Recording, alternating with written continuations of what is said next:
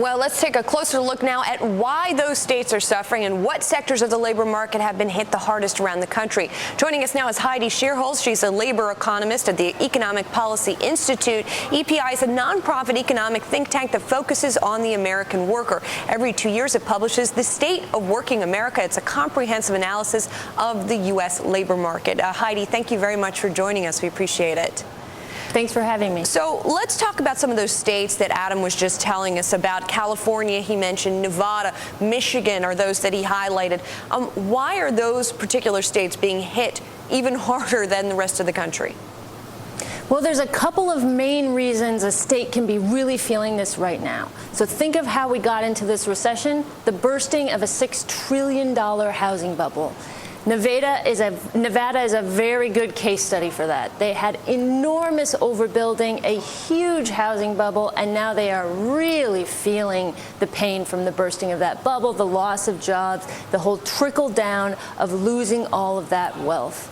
Michigan is the other kind of state trouble that we're in right now.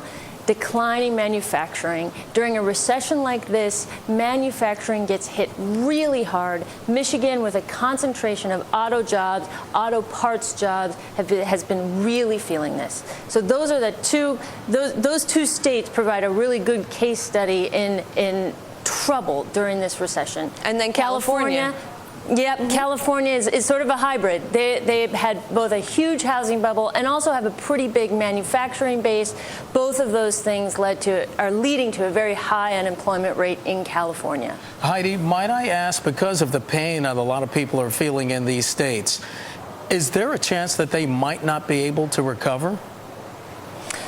That's a very good question. So think of Michigan, for example. Michigan had an extremely high unemployment rate before we even entered this recession, and now they're getting slammed even more. So when the unemployment rate comes back down, when we do 5, 6, 7 years from now get back down to pre-recession unemployment rates, we're still going to have pockets of this country with very elevated unemployment. Well, there's longer-term structural problems that will still be going on. Well, Heidi, you mentioned Michigan. President Obama has been one to talk about the success of the bailout for the auto industry. Has that helped the state at all?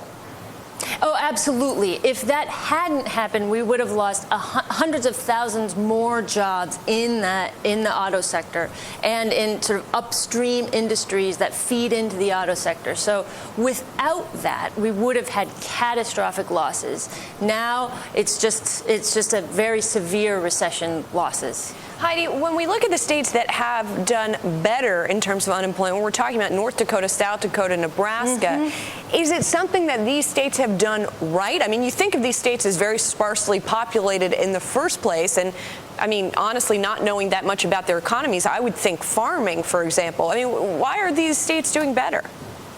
In some ways, it's what they don't focus on. It's those states are food-producing states. These upper Midwest states have been largely sheltered from this recession. They've still seen increases, but not nearly on the scale as states that are closer to the coast.